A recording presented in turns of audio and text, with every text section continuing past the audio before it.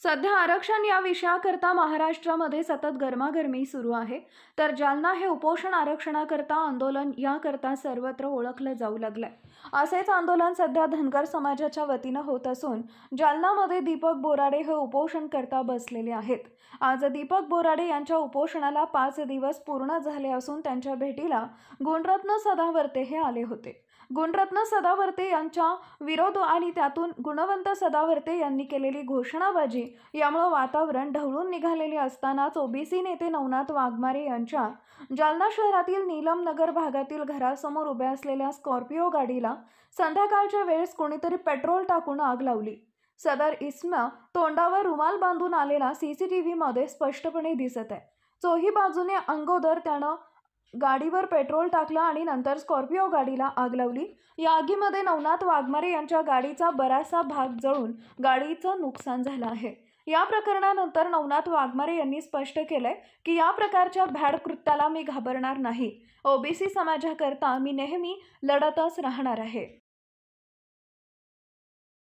बिंडोक असणारा जरांगीचे असे समर्थक या राज्यामध्ये अनेक खपावलेले आहेत आणि यांच्या माध्यमातून हे कृत्य झाले। कारण की माझी गाडी गेल्या म्हणजे काल म्हणजे दुपारी 5 वाजल्यापासून तर आजपर्यंत अक्षरशः बंद असून झाकून ठेवलेली होती। मी आज दौऱ्यावर असताना सुद्धा माझ्या गाडीमध्ये गेलो नव्हतो, दुसऱ्या होतो आणि ही गाडी काल 5 वाजल्यापासून इथं उभं होती। अचानक मी म्हणजे त्याच्या अगोदर 15 मिनिटापूर्वी इथून वॉकिंगला येऊन गेलो। जेवण केल्याच्यानंतर 2-5 माणूस चलत त्या टायमिंगमध्ये मी चालून येऊन गेलो। त्या टायमिंगला इथं कोणी नव्हतं आणि त्यानंतर गाडी चेतल्याचा इथं कलमा झाला। कॉलनीमधील सगळ्यांनी आवाज दिला आणि त्यानंतर बाहेर मी आलो तर माझ्या गाडीचं सगळं कवर वगैरे जळत आलं होतं आणि यामध्ये समोरून पाहिलं तर पेट्रोल टाकून जाळण्याचा प्रयत्न केला आहे। हे बघा, माझी गाडी जाळल्याने मला काही फरक पडत नाही। मी काही जरांगीसारखा भिकारचोट नाही। मी जमीनदाराचं लेकरू आहे आणि मी ओबीसीचा आवाज कधी दबून देणार नाही। ओबीसीसाठी लढत राहणार। माझी गाडी जाळल्याने माझा आवाज बंद होणार नाही। माझी शरद पवारांना माझी सूचना आहे, माझी अजित पवार असतील, माझी एकनाथ शिंदे आणि म्हणजे पिसाळलेला कुत्रा जरांगीला सुद्धा माझी सूचना आहे। माझी गाडी जाळल्याने मला काही फरक पडत नाही। अशा गाड्या मी पुन्हा घेईल।